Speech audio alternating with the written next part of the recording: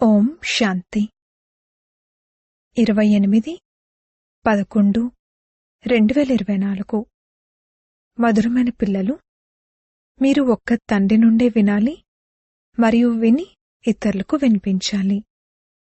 ప్రశ్న: తండ్రి పిల్లలైన మీకు ఏ జ్ఞానాన్ని ఇచ్చారు? దానిని మీరు ఇతరులకు వినిపించాలి. జవాబు: బాబా మీకు ఏ జ్ఞానాన్ని ఇచ్చారంటే, ఆత్మలైన మీరందరూ సోదరులు. మీరు ఒక్క తండ్రి స్మృతిలో ఉండాలి. ఈ విషయాన్నే మీరు అందరికీ వినిపించండి, ఎందుకంటే మీరు మొత్తం విశ్వంలోని సోదరులందరి కళ్యాణాన్ని చేయాలి. మీరే ఈ సేవకు నిమిత్తులు. ఓం శాంతి. ఓం శాంతి అని చాలా వరకు ఎందుకు అనడం జరుగుతుంది? ఇది పరిచయాన్ని ఇవ్వడము. ఆత్మ పరిచయాన్ని ఆత్మే ఇస్తుంది. మాట్లాడటము ఆత్మే శరీరం ద్వారా మాట్లాడుతుంది. ఆత్మ లేకుండానైతే శరీరమేమీ చేయలేదు.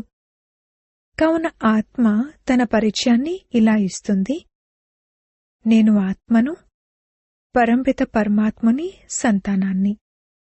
వారు అహం ఆత్మయే పరమాత్మ అనేస్తారు. పిల్లలైన మీకీ విషయాలన్నీ అర్థం చేయించబడతాయి. తండ్రైతే పిల్లలు పిల్లలు అనే అంటారు కదా. ఆత్మిక తండ్రి అంటారు, ఓ ఆత్మిక పిల్లలు, ఈ ఇంద్రియాల ద్వారా మీరు అర్థం చేసుకుంటారు. తండ్రి అర్థం చేయిస్తారు. మొట్టమొదట జ్ఞానం, ఆ తర్వాత భక్తి. అంతేకాని మొదట భక్తి ఆ తర్వాత జ్ఞానమని కాదు. మొదట జ్ఞానం, అది పగలు, ఆ తర్వాత భక్తి, అది రాత్రి. మళ్లీ తర్వాత పగలెప్పుడు వస్తుంది? ఎప్పుడైతే భక్తిపై వైరాగ్యం కలుగుతుందో అప్పుడు. మీ బుద్ధిలో ఇది ఉండాలి. జ్ఞానం మరియు విజ్ఞానం ఉన్నాయి కదా. ఇప్పుడు మీరు జ్ఞానం యొక్క చదువును చదువుతున్నారు. మళ్లీ సత్యత్రేతాయుగాలలో మీకు జ్ఞాన ప్రారబ్ధం లభిస్తుంది. జ్ఞానాన్ని బాబా ఇప్పుడు ఇస్తున్నారు. దాని ప్రారబ్ధం సత్యుగంలో లభిస్తుంది. ఇవి అర్థం చేసుకోవాల్సిన విషయాలు కదా. ఇప్పుడు తండ్రి మీకు జ్ఞానాన్ని ఇస్తున్నారు. మనం మళ్లీ జ్ఞానం నుండి అతీతంగా విజ్ఞానంలోకి, అనగా మన ఇల్లు అయిన శాంతిధామంలోకి వెళ్తాము అని మీకు తెలుసు. దానిని జ్ఞానమని అనరు, భక్తి అని అనరు. దానిని విజ్ఞానం అంటారు. జ్ఞానం నుండి అతీతంగా శాంతిధామంలోకి వెళ్ళిపోతారు. ఈ జ్ఞానం అంతటినీ బుద్ధిలో ఉంచుకోవాలి. తండ్రి జ్ఞానాన్ని ఇస్తారు. ఎక్కడి కోసం? భవిష్య కొత్త ప్రపంచం కొరకు ఇస్తారు. కొత్త ప్రపంచంలోకి వెళ్లేటప్పుడు మొదట తమ ఇంటికి తప్పకుండా వెళ్తారు. ముక్తిధామంలోకి వెళ్ళాలి. ఆత్మలు ఎక్కడి నివాసులో అక్కడికైతే తప్పకుండా వెళ్తారు కదా. ఈ కొత్త కొత్త విషయాలను మీరే వింటారు. వీటిని ఇంకెవరూ అర్థం చేసుకోలేరు. ఆత్మలమైన మనము ఆత్మిక తండ్రికి ఆత్మిక పిల్లలము అని మీరు భావిస్తారు. ఆత్మిక పిల్లలకు తప్పకుండా ఆత్మిక తండ్రి కావాలి. ఆత్మిక తండ్రి మరియు ఆత్మిక పిల్లలు. ఆత్మిక పిల్లలకు ఆత్మిక తండ్రి ఒక్కరే. వారొచ్చి జ్ఞానాన్ని ఇస్తారు. తండ్రి ఎలా వస్తారు అది కూడా అర్థం చేయించారు. తండ్రి అంటారు, నేను కూడా ప్రకృతిని ధారణ చేయవలసి ఉంటుంది. ఇప్పుడిక్క మీరు తండ్రి నుండి వింటూనే ఉండాలి. తండ్రి నుండి తప్ప ఇంకెవరి నుండి వినకూడదు. పిల్లలు విని మళ్లీ ఇతర సోదరులకు వినిపిస్తారు. ఏదో ఒకటి తప్పకుండా వినిపిస్తారు. స్వయాన్ని ఆత్మగా భావించండి, తండ్రిని స్మృతి చేయండి, ఎందుకంటే వారే పతిత పావనుడు. బుద్ధి అక్కడికి వెళ్ళిపోతుంది. పిల్లలకు అర్థం చేయిస్తే అర్థం చేసుకుంటారు. ఎందుకంటే ఇంతకు ముందు వివేకహీనులుగా ఉండేవారు. భక్తి మార్గంలో వివేకహీనతతో రావణుని పంజాలోకి రావడంతో ఏమేమి చేస్తారు? ఎంత అశుద్ధంగా అయిపోతారు. మద్యం తాగడం వల్ల ఎలా అయిపోతారు? మద్యం అశుద్ధతను ఇంకా ఎక్కువగా వ్యాపింపచేస్తుంది. ఇప్పుడు పిల్లలైన మీ బుద్ధిలో ఉంది, అనంతమైన తండ్రి నుండి మేము వారసత్వాన్ని తీసుకోవాలి. కల్పకల్పము తీసుకుంటూ వచ్చాము. అందుకే దైవీ గుణాలను కూడా తప్పకుండా ధారణ చేయాలి. శ్రీకృష్ణుని దైవీ గుణాలకు ఎంతటి మహిమ ఉంది! వైకుంఠాధిపతి ఎంత మధురమైన వారు! వాస్తవానికి శ్రీకృష్ణుని వంశావళి అనరు. వంశావళి విష్ణువుది లేక లక్ష్మీనారాయణులది అని అంటారు. తండ్రే సత్యుగ రాజ్య వంశాన్ని స్థాపన చేస్తారని ఇప్పుడు పిల్లలను మీకు తెలుసు. ఈ చిత్రాలు మొదలైనవి లేకపోయినా కూడా అర్థం చేయించచ్చు. మందిరాలైతే ఎన్నో తయారవుతూ ఉంటాయి. ఎవరిలోనైతే జ్ఞానం ఉందో వారు ఇతరుల కళ్యాణాన్ని కూడా చేసేందుకు, తమ సమానంగా తయారు చేసేందుకు పరిగెడుతూ ఉంటారు. స్వయాన్ని చూసుకోవాలి. నేను ఎంతమందికి జ్ఞానాన్ని వినిపించాను? కొందరికి వెంటనే జ్ఞానబాణం తగులుతుంది. మాకు కుమారీలు జ్ఞానబాణాలు వేశారని భీష్మ పితామహులు మొదలైనవారు కూడా అన్నారు కదా. వీరందరూ పవిత్ర కుమార కుమారీలు, అనగా పిల్లలు. మీరందరూ పిల్లలు. అందుకే ఏమంటారంటే, మేము బ్రహ్మ పిల్లలము, కుమార కుమారీలము, సోదర సోదరిలము. ఇది పవిత్రమైన సంబంధం. అందులోనూ మీరు దత్తత తీసుకోబడ్డ పిల్లలు. తండ్రి దత్తత తీసుకున్నారు. శివబాబా ప్రజాపిత బ్రహ్మ ద్వారా దత్తత తీసుకున్నారు. వాస్తవానికి ఈ దత్తత అన్న పదం కూడా ఉపయోగించము. అందరూ శివబాబా పిల్లలే. అందరూ నన్ను శివబాబా శివబాబా మీరు రండి అని పిలుస్తారు. కాని అర్థమేమీ తెలీదు. ఆత్మలందరూ శరీరాన్ని ధారణ చేసి పాత్ర అభినయిస్తారు. కావున శివబాబా కూడా తప్పకుండా శరీరం ద్వారానే పాత్ర అభినయిస్తారు కదా. శివబాబా పాత్రను అభినయించకపోతే ఇంకా దేనికి ఉపయోగపడనట్లే, విలువే ఉండదు. వారి విలువ ఎప్పుడుంటుందంటే, వారెప్పుడైతే మొత్తం ప్రపంచమంతటినీ సద్గతిలోకి చేరుస్తారో అప్పుడు. అందుకే వారి మహిమను భక్తి మార్గంలో గానం చేస్తారు. సద్గతి జరిగాక ఇక తర్వాత తండ్రిని స్మృతి చేయవలసిన అవసరమే ఉండదు. వారు కేవలం గాడ్ ఫాదర్ అని అన్నప్పుడు అందులో టీచర్ మాయమైపోతారు. పరంపిత పరమాత్మ పావనంగా తయారు చేసేవారు అన్నది కేవలం నామమాత్రంగా ఉండిపోతుంది. వారు సద్గతి చేసేవారు అని కూడా అన్నారు. సర్వుల సద్గతిదాత ఒక్కరే అని మహిమలో ఉంటుంది కాని అర్థం తెలియకుండానే అనేస్తారు. ఇప్పుడు మీరేది చెప్పినా అదంతా అర్థసహితంగానే చెప్తారు. భక్తి అనే రాత్రి వేరు, జ్ఞానం అనే పగలు వేరు అని మీరు అర్థం చేసుకున్నారు. పగలుకు కూడా సమయం ఉంటుంది, అలాగే భక్తికి కూడా సమయం ఉంటుంది. ఇది అనంతమైన విషయం. పిల్లలైన మీకు అనంతమైన జ్ఞానం లభించింది. అర్ధకల్పం పగలు, అర్ధకల్పం రాత్రి. తండ్రి అంటారు, నేను కూడా రాత్రిని పగలుగా తయారు చేయడానికి వస్తాను. మీకు తెలుసు, అర్ధకల్పం రావణరాజ్యం ఉంటుంది. అందులో అనేక రకాల దుఃఖాలున్నాయి. మళ్లీ తండ్రి కొత్త ప్రపంచాన్ని స్థాపన చేస్తారు. అప్పుడు అందులో అంతా సుఖమే సుఖం లభిస్తుంది. ఇది సుఖ దుఃఖాల ఆట అని అంటూ ఉంటారు కూడా. సుఖమనగా రాముడు, దుఃఖమనగా రావణుడు. రావణునిపై విజయాన్ని పొందితే ఇక రామరాజ్యం వస్తుంది. మళ్లీ అర్ధకల్పం తర్వాత రావణుడు రామరాజ్యంపై విజయాన్ని పొంది రాజ్యం చేస్తాడు. మీరిప్పుడు మాయపై విజయాన్ని పొందుతారు. ఒక్కొక్క పదాన్ని మీరు అర్థసహితంగా ఉపయోగిస్తారు. మీది ఈశ్వర్య భాష. దీనిని ఎవరూ అర్థం చేసుకోరు. ఈశ్వరుడు ఎలా మాట్లాడతారు? ఇది గాడ్ ఫాదర్ యొక్క భాష అని మీకు తెలుసు. ఎందుకంటే గాడ్ ఫాదర్ నాలెడ్జ్ఫుల్. వారు జ్ఞానసాగరుడు, నాలెడ్జ్ఫుల్ అని అంటూ ఉంటారు కూడా. కావున తప్పకుండా ఎవరికో ఒకరికి జ్ఞానాన్ని ఇస్తారు కదా. బాబా ఏ విధంగా జ్ఞానాన్ని ఇస్తారు అనేది ఇప్పుడు మీరు అర్థం చేసుకుంటారు. వారు తమ పరిచయాన్ని కూడా ఇస్తారు, మరియు సృష్టి చక్రం యొక్క జ్ఞానాన్ని కూడా ఇస్తారు. ఆ జ్ఞానాన్ని తీసుకోవడం ద్వారా మనం చక్రవర్తి రాజులుగా అవుతాము. ఇది స్వదర్శన్ చక్రం కదా. స్మృతి చేయడం ద్వారా మన పాపాలు అంతమవుతూ ఉంటాయి. ఇది మీ స్మృతి యొక్క అహింసక చక్రం. ఆ చక్రం హింసాయుతమైనది, శిరస్సును ఖండిస్తుంది. ఆ అజ్ఞాని మనుషులు ఒకరి శిరస్సును ఒకరు ఖండించుకుంటూ ఉంటారు. మీరు ఈ స్వదర్శన చక్రాన్ని తెలుసుకోవడం ద్వారా రాజ్యాధికారాన్ని పొందుతారు. కామం మహాశత్రువు. దాని ద్వారా ఆదిమధ్యాంతాలు దుఃఖం లభిస్తుంది. అది దుఃఖపు చక్రం.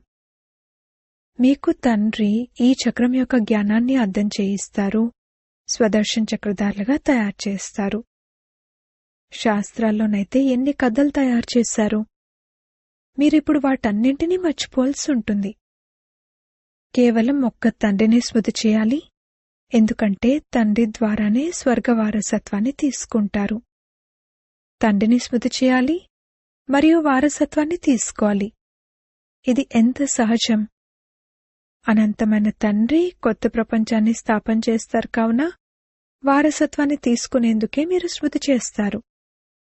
ఇది మన్మనా భవ మధ్యాజీ భవ. తండ్రిని మరియు వారసత్వాన్ని స్మృతి చేస్తూ పిల్లలకు సంతోషపు పాదరసం పైకెక్కి ఉండాలి.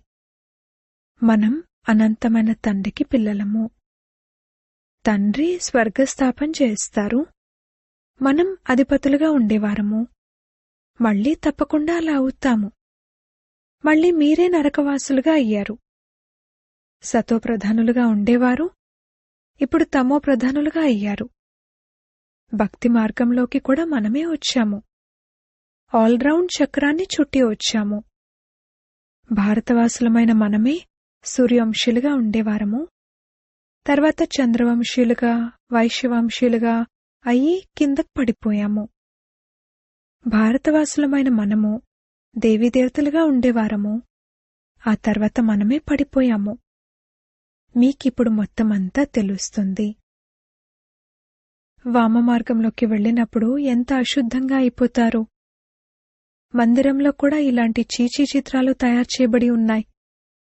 పూర్వము గడియారాలు కూడా ఇటువంటి చిత్రాలతో తయారు చేసేవారు. మనం ఎంత మంచి పుష్పాలుగా ఉండేవారము. మళ్లీ మనమే పునర్జన్మలు తీసుకుంటూ ఎంత చీచీగా అయిపోతాము అని ఇప్పుడు మీరు అర్థం చేసుకుంటారు. వీరు సత్యుగ అధిపతులుగా ఉన్నప్పుడు దైవీ గుణాలు కల మనుషులుగా ఉండేవారు. ఇప్పుడు ఆసురీ గుణాలు కలవారిగా అయ్యారు. ఇంకే తేడా లేదు. తోక లేక తొండమున్న మనుషులెవరూ ఉండరు. ఇవి కేవలం దేవతల గుర్తులు. స్వర్గం కనుమరుగైపోయింది. కేవలం ఈ చిత్రాలు గుర్తులుగా మిగిలి ఉన్నాయి. చంద్రవంశీల గుర్తులు కూడా ఉన్నాయి. ఇప్పుడు మీరు మాయపై విజయాన్ని పొందేందుకు యుద్ధం చేస్తారు. యుద్ధం చేస్తూ చేస్తూ ఓడిపోతారు. కావున దానికి గుర్తుగా విల్లు బాణాలు ఉన్నాయి. భారతవాసులు వాస్తవానికి దేవీదేవతా వంశానికి చెందినవారు. అలా కాకపోతే మరి వారిని ఏ వంశానికి చెందినవారనుకోవాలి? కాని భారతవాసులకు తమ వంశం గురించి తెలియని కారణంగా హిందువులనేస్తారు. లేదంటే వాస్తవానికి మీది ఒకే వంశం. భారత్లో అందరూ దేవతా వంశానికి చెందినవారు. దానిని అనంతమైన తండ్రి స్థాపన చేస్తారు. శాస్త్రం కూడా భారత్కు సంబంధించింది ఒక్కటే. దైవీ వంశ స్థాపన జరుగుతుంది. ఆ తర్వాత అందులో భిన్న భిన్న శాఖలు ఏర్పడతాయి. తండ్రి దేవీదేవతా ధర్మాన్ని స్థాపన చేస్తారు. ముఖ్యమైనవి 4 ధర్మాలు. పునాది దేవీదేవతా ధర్మమే. అందరూ ముక్తిధామ నివాసులే. ఆ తర్వాత మీరు మీ దేవతల శాఖల్లోకి వెళ్ళిపోతారు. భారత్ యొక్క బౌండరీ ఒక్కటే. అప్పుడింకే ధర్మమూ లేదు. వీరు యథార్థంగా దేవతా ధర్మానికి చెందినవారు. ఆ తర్వాత దాని నుండి ఇతర ధర్మాలు డ్రామా ప్లాన్ అనుసారంగా వెలువడ్డాయి. భారత్ యొక్క యథార్థ ధర్మం దేవతా ధర్మమే. దానిని స్థాపన చేసేవారు కూడా తండ్రే. తర్వాత కొత్త కొత్త ఆకులు వెలువడతాయి. ఇదంతా ఈశ్వరీయ వృక్షం. తండ్రి అంటారు, నేనీ వృక్షానికి బీజరూపుడను. ఇది కాండము, తర్వాత దాన్నుండి శాఖలు వెలువడతాయి. ఆత్మలమైన మనమందరము పరస్పరం సోదరులము అన్నదే ముఖ్యమైన విషయం. ఆత్మలందరి తండ్రి ఒక్కరే. అందరూ వారిని తలుచుకుంటారు. ఇప్పుడు తండ్రి అంటారు, ఈ కళ్ల ద్వారా మీరేదైతే చూస్తారో దాన్ని మర్చిపోవాలి. ఇది అనంతమైన వైరాగ్యం, వారిది హద్దు వైరాగ్యం. కేవలం ఇళ్ళు వాకిళ్ల పట్ల వైరాగ్యం కలుగుతుంది. మీకైతే మొత్తం ఈ పాత ప్రపంచం అంతటి పట్ల వైరాగ్యం ఉంది. భక్తి తర్వాత పాత ప్రపంచం పట్ల వైరాగ్యం ఉంటుంది. ఆ తర్వాత మనం వయా శాంతిధామం, కొత్త ప్రపంచంలోకి వెళ్తాము. తండ్రి కూడా అంటారు, ఈ పాత ప్రపంచం భస్మం అవ్వనున్నది. ఈ పాత ప్రపంచంతో ఇప్పుడు మనసు పెట్టుకోకూడదు. యోగ్యులుగా అయ్యే వరకు ఇక్కడే ఉండేదుంది. లెక్కాచారాలన్నీ తీర్చుకోవాలి. మీరు అర్ధకల్పం కొరకు సుఖాన్ని జమ చేసుకుంటారు. వాటి పేరే శాంతిధామం, సుఖధామం. మొదట సుఖముంటుంది, ఆ తర్వాత దుఃఖముంటుంది. తండ్రి అర్థం చేయించారు, ఏ ఏ ఆత్మలైతే పైనుండి వస్తారో, ఉదాహరణకు క్రైస్ట్ ఆత్మ వచ్చారో, వారికి మొదట దుఃఖం కలగదు. ఈ ఆటలో ఉండేది మొదట సుఖం, ఆ తర్వాత దుఃఖం. కొత్త కొత్త వారెవరైతే వస్తారో వారు సతోప్రధానంగా ఉంటారు. ఏ విధంగా మీ విషయంలో సుఖం యొక్క లెక్క ఎక్కువుందో అలా వారందరి విషయంలో దుఃఖం యొక్క లెక్క ఎక్కువుంది. ఇవన్నీ బుద్ధి ద్వారా అర్థం చేసుకోవాల్సి ఉంటుంది. తండ్రి కూర్చుని ఆత్మలకు అర్థం చేయిస్తున్నారు. వారు మళ్ళీ ఇతరాత్మలకు అర్థం చేయిస్తారు. తండ్రి అంటారు, నేను ఈ శరీరాన్ని ధారణ చేశాను. అనేక జన్మల అంతిమంలో, అనగా తమో ప్రధాన శరీరంలో నేను ప్రవేశిస్తాను. మళ్ళీ వారే ఫస్ట్ నంబర్లోకి వెళ్ళాలి. First so last, last so first. ఇది కూడా అర్థం చేయించాల్సి ఉంటుంది. ఫస్ట్ తర్వాత ఎవరున్నారు? మమ్మ. ఆమె పాత్ర ఉండాలి. ఆమె అనేకులకు శిక్షణ ఇచ్చారు. ఆమె తర్వాత అనేకులకు శిక్షణ ఇచ్చేవారు, చదివించేవారు పిల్లలైన మీలో నంబర్ వారుగా ఉన్నారు. ఆ తర్వాత ఆ చదువుకునేవారు కూడా ఏ విధంగా ప్రయత్నిస్తారంటే వారు మీకన్నా కూడా ఉన్నతిలోకి వెళ్ళిపోతారు. చాలా సెంటర్లలో చదివించే టీచర్ కన్నా కూడా ఉన్నతిలోకి వెళ్ళిపోయేవారున్నారు. ఒక్కొక్కరిని చూడడం జరుగుతుంది. అందరి నడవడిక ద్వారా తెలుస్తుంది కదా. కొందరికైతే మాయ ఎలా ముక్కు పట్టుకుంటుందంటే అది ఒక్కసారిగా అంతం చేసేస్తుంది. వికారాల్లో పడిపోతారు. మున్ముందు మీరు అనేకుల గురించి వింటూ ఉంటారు. ఆమె మాకు జ్ఞానం ఇచ్చేవారు, మరి ఆమెలా వెళ్ళిపోయారు? మాకు పవిత్రంగావమని చెప్పేవారు, కాని ఆమె స్వయమే చీచీగా అయిపోయారు అని ఆశ్చర్యపోతారు. తప్పకుండా అర్థమవుతుంది కదా. చాలా చీచీగా అయిపోతారు. బాబా అన్నారు, మంచి పెద్ద పెద్ద మహారథులను కూడా మాయ గట్టిగా ఇబ్బంది పెడుతుంది. ఏ విధంగా మీరు మాయని ఇబ్బంది పెట్టి విజయాన్ని పొందుతారో మాయ కూడా అలాగే చేస్తుంది. తండ్రి ఎంత మంచి మంచి ఫస్ట్ క్లాస్ అయిన రమణీకమైన పేర్లు కూడా పెట్టారు. కాని అహో మాయ ఆశ్చర్యం కలిగించేలా విన్నారు, వినిపించారు, మళ్ళీ పారిపోయారు, పడిపోయారు. మాయ ఎంత శక్తివంతమైనది. అందుకే పిల్లలు చాలా జాగ్రత్తగా ఉండాలి. ఇది యుద్ధ మైదానం కదా. మాయతో మీకు ఎంత పెద్ద యుద్ధం జరుగుతుంది. అచ్చా, మధురాతి మధురమైన సిక్కిలదే పిల్లలకు మాతాపితా బాప్దాదాల ప్రియ స్మృతులు మరియు గుడ్ మార్నింగ్. ఆత్మిక పిల్లలకు ఆత్మిక తండ్రి నమస్తే. ధారణ కొరకు ముఖ్య సారము. మొదటి పాయింట్, ఇక్కడే అన్ని లెక్కాచారాలను సమాప్తం చేసుకుని అర్ధకల్పం కొరకు సుఖాన్ని జమ చేసుకోవాలి. ఈ పాత ప్రపంచం పట్ల ఇప్పుడు మనసు పెట్టుకోకూడదు. ఈ కనుల ద్వారా ఏదైతే కనిపిస్తుందో దాన్ని మర్చిపోవాలి. రెండవ పాయింట్, మాయ చాలా శక్తివంతమైనది, దాంతో జాగ్రత్తగా ఉండాలి. చదువులో వేగంగా పరిగెత్తుతూ ముందుకు వెళ్ళాలి. ఒక్క తండ్రి నుండే వినాలి మరియు వారి నుండి విన్న విషయాలనే ఇతరులకు వినిపించాలి.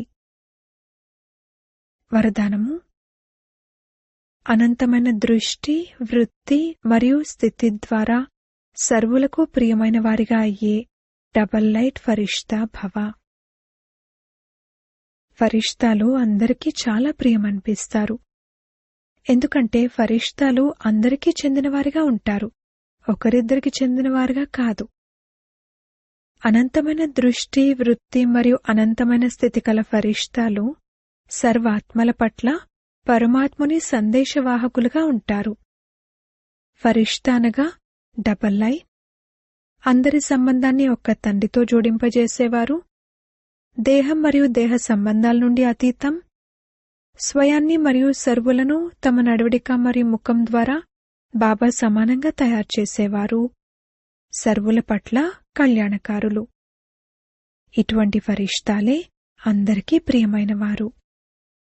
స్లోగన్: ఎప్పుడైతే మీ ముఖం ద్వారా తండ్రి యొక్క గుణం, స్వభావం కనిపిస్తుందో అప్పుడు సమాప్తి జరుగుతుంది. ఓం శాంతి.